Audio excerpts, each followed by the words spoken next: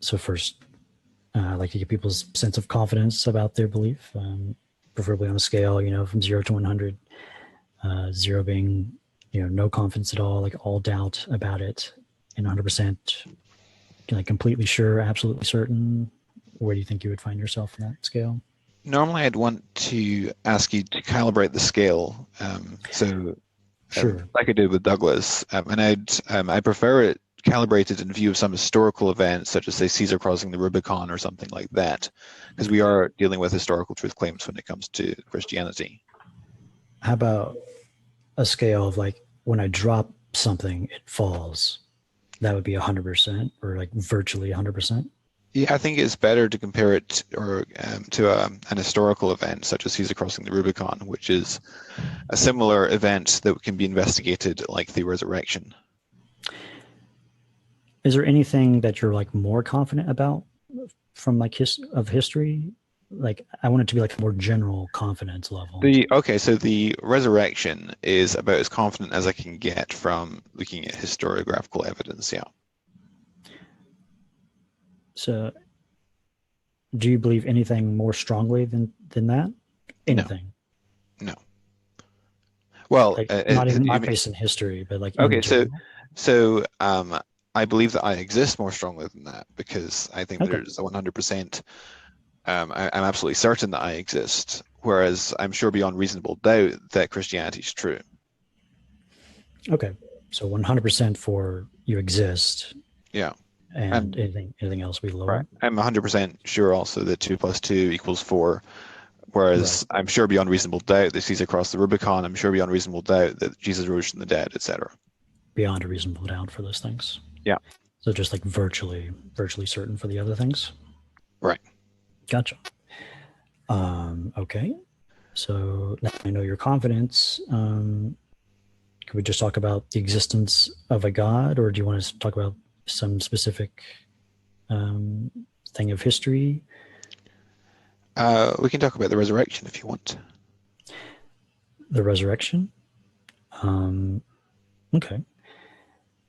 And what would you say is like the main reason why you believe the resurrection happened? The evidence for the post-resurrection appearances, and that we have multiple independent attestation for those. Their polymodal character, they involve not just sight, but group conversation, touching, eating with, etc., being extended across 40 days, so it's not one brief and confusing episode. The fact that the claims concerning the resurrection appearances can be traced back to the apostles themselves, and the fact that the apostles who claimed this were willing to die for that belief. Okay, let me try and repeat back what I heard you say. Try and get it clear. So there's just multiple lines of evidence, independent sources of evidence, and these multiple sources can be traced back to people who claim that they would die for their belief? Correct. Okay. And you said something like paramodal. I'm not sure what that means. Polymodal. So I said that it means so. Right. So the resurrection appearances were not just individual sightings, but in fact group sightings, and they involved group conversation, eating alongside, physical contact with, etc. After the resurrection, people had different experiences of Jesus? Correct. That's what that means. Okay. All of these different claims or all the different lines of evidence come from this book called the Bible, and they are basically a kind of eyewitness testimony type of thing. Right. Well, the Bible's not one book, obviously, but 66 different books. The New Testament is 27 different books, and these are historical sources, and we have good evidence for its substantial reliability of the Gospels and Acts and the Epistles of Paul, which are relevant to our particular question here. Okay, so it's not just one book, it's a bunch of different books, and all of these books are historical sources, and these historical sources are reliable accounts of what actually happened. Right. Gotcha. Okay. And without all of these different books, without all of these different sources, like if you had to just kind of like partition them from your mind and set them to the side, what would remain of your confidence about this event happening? So basically, if we were to throw out all the evidence for it, Yeah, kind of, yeah. so it's like asking, okay, so what would happen to my confidence that Abraham Lincoln existed if we just tossed out all the evidence for Abraham Lincoln? Well, I wouldn't have any confidence if we tossed out all the evidence. Great. So it's all down to the evidence for you. Yeah. Cool. And okay. So let me think. What's like the best example of this event happening? The best example? You mean the best example of evidence for it happening? Yeah, the best piece of evidence. It's more a cumulative case. It's the fact that we have such a numerous lines of evidence which independently converge on that as the best conclusion. But I find particularly intriguing, for instance, the martyrdom of James, the half-brother of Jesus. And we have good evidence, I would argue, that James was a skeptic during Jesus' lifetime, and yet shortly after the resurrection of Jesus, James became a Christian, and in fact, we learn he becomes the leader of the Jerusalem church. And according to Josephus, James was willing to die as a martyr for his faith in Christ. And so I like to ask the skeptic, how much would it take to convince you that your elder brother was the God of Israel to the point of martyrdom? Something pretty radical. So that there's one example of evidence for the resurrection. Okay, let me try and recap that. So James's half-brother, he was a skeptic about it, but then he actually saw Jesus when he came back, and that caused him to become a Christian. And this event was also like independently confirmed by Josephus later. Josephus mentions his martyrdom, which is not in the Gospels or Acts, and also independently documented by Hegesippus in the 2nd century, as quoted by Eusebius. Josephus mentions James's martyrdom. Yeah, in volume 20 of Antiquities of the Jews, yes. Involving 20 other people? No, I said in volume 20 of Antiquities of the Jews. 20. Yeah. Okay. So, gotcha. Yeah, all these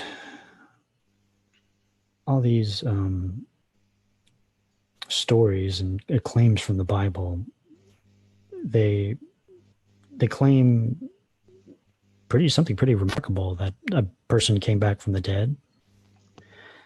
And at least for me, I wonder how I could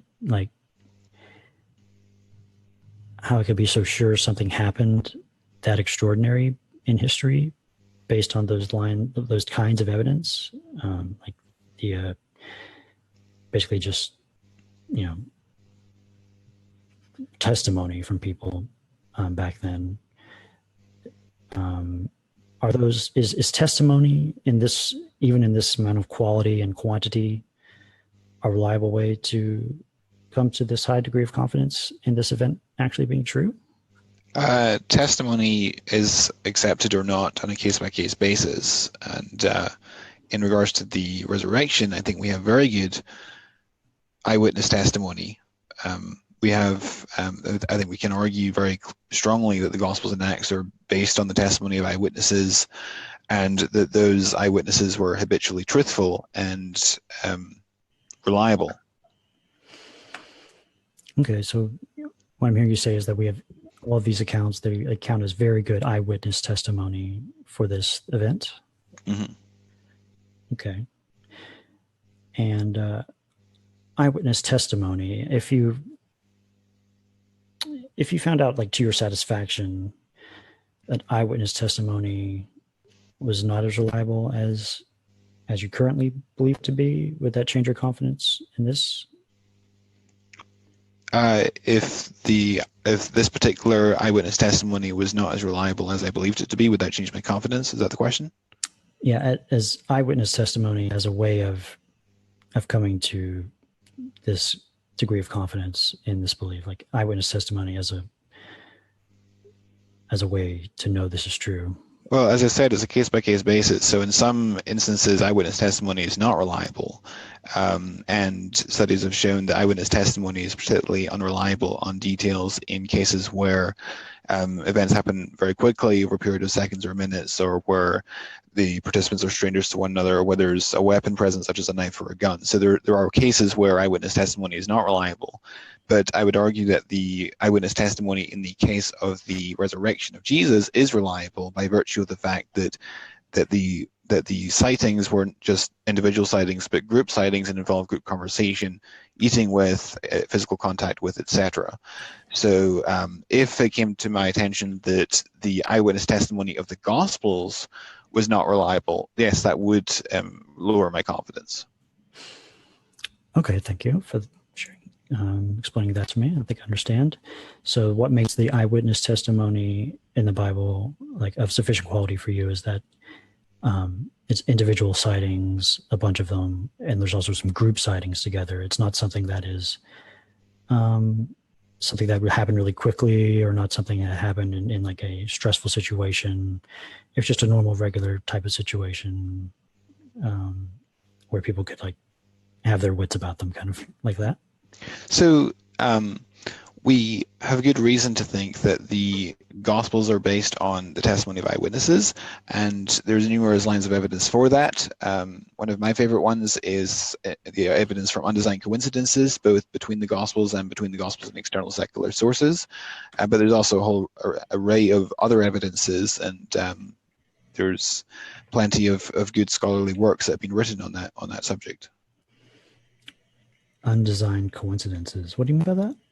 So an undesigned coincidence is when you have two accounts that describe an event and they interlock in a way that's unexpected if the story is being made up, or if one is copying from the other, or if both are copying from a common source. So to give an example, in John chapter 6, we have the feeding of the 5,000 miracle, and Jesus turns to Philip to say, where should we send these people to buy bread? Which raises the question in the audience's mind, why does Jesus turn to Philip in particular? Because Philip's a fairly minor character in the Gospels. If what was interesting is that if you flip over to John 12, 6 chapters later, in a completely unrelated part of John's Gospel, and John mentions that Philip is from the town called Bethsaida, whereas on Luke's account of the feeding of the 5,000, in Luke chapter 9, he doesn't mention Jesus turning to Philip, it just says he spoke to the disciples, but it does mention that the event took place in Bethsaida. And so now, by putting the pieces together, we have a cogent explanation for why Jesus turns to Philip in John 6, verse 5, because Philip's a local person who knows where the shops are to buy bread. And there's dozens upon dozens of those crisscrossing. Go ahead. Sorry, it's just a lot there. Yeah. Could you like break that down a little more simply for me? So basically, you have you have something in John, which is then explained by looking at another part of John plus looking at part of Luke, the parallel account in Luke chapter 9. So you have the question in John 6, why does Jesus turn to Philip to ask where to send the people to buy bread? We have the puzzle piece in John 12 that Philip's from Bethsaida. We have another puzzle piece in Luke 9, which says that the event of the feeding of the 5,000 took place in Bethsaida. So by putting the pieces together like a jigsaw, we can see why Jesus turns to Philip, because Philip's a local person. That's a kind of pattern that's very unexpected in a story that's being made up, but is expected in history. Okay, so there's just some unexpected patterns that line up in these different testimonies that kind of, if it was made up, you wouldn't expect those patterns? Right. Okay. Interesting. Okay. Well, let me think for a second. Yeah, if we found some type of situation where we had a group of people experience something like together and individually, like, is there anything that people use these reasons for that they use to believe something else to be true that is actually something we don't think is true. I'm trying to figure out if these reasons, it's just so many of them, like so many different kinds. It's hard to do it, hard to take it one by one. Sure. You'd have to give me an example, and then we could look at it on a case-by-case basis. Yeah, maybe like an example, like UFO sightings. Seems like we have eyewitness testimony from people, both individually, a bunch of them, and maybe some like groups of people believing that we like UFOs visited the Earth. And if we found out there's some like undesigned coincidences, like matching these different testimonies, could we use those reasons to be justified in believing something like that? In principle, but you said that if we found undesigned coincidences that were compelling, well, sure, in principle, but I don't think that's ever happened, and you would need to show me examples of that. Now, people, of course, have claimed UFO experiences and sightings, but you would also need to demonstrate in the case of those testimonies that these are individuals who are habitual truth tellers, that their eyewitness testimony is reliable, and that it's on par with the gospel testimony. And to my knowledge, that isn't the case. At least I haven't seen that. Yeah, it seems like we could find people alive today that claim to have seen these types of things. Like, and is having like an alive witness better than having dead ones? So there's, with the gospel accounts and with the accounts concerning the resurrection, we know that the alleged witnesses of the resurrection were at least sincere in their belief, because they were willing to die for that belief, and various other reasons as well, which indicates to me that they were at least sincere, so they're not deliberately setting out to deceive people. So the next question becomes, okay, so how did they come to that sincere belief? And the best explanation is, of course, I think the resurrection. In the case of the UFO sightings, you would need to show that they were sincere in their belief, so they're not just making stuff up, and also you would need to show that they're that the sighting was that which is not likely to be explained as something routine or normal. Okay, so we know they were sincere because they were willing to die, and like there's just, and we assume they were sincere because of that.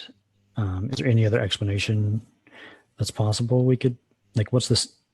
Is there any other explanation you've heard of that could explain why they could be sincere besides that? Well, you can submit an explanation. So far, I haven't seen any that are convincing. I mean, people like Gerd Ludemann and Paula Fredrickson and others who accept that the disciples sincerely believed that they'd experienced resurrection appearances try to attribute those to hallucinations or visions or something along those lines. And my response to that is, first of all, as I said earlier, is extended across a 40-day period. So it's not just one brief and confusing episode. And also, as I said, it's polymodal character involving not just sight, but group conversations, etc. Okay. Maybe like one way I could think of it is like these are just kind of stories that people have put together, and that maybe it's not entirely historical. Maybe it's kind of more of just like a just a story that kind of tries to tell like a morality tale or some type of, mythological story. Like that's one way I could think some characters in this story could seem to be sincere and be willing to die. Like it's hard to tell if it's actually happened, at least for me. But when we look at the sources, we see, as I said earlier, internal evidences for its verisimilitude and also its interlocking with external sources. So these accounts are not mythological in character, they're historical in nature, that the gospel authors intended to communicate real history and that they were very good at doing so. That's what the evidence suggests to me. Interesting. Okay. I think think I know where you're coming from. Got a bunch of different lines of evidence. It's really about the historical evidence about it. So great. I think I understand. Thank you so much. Okay. Well, thank you.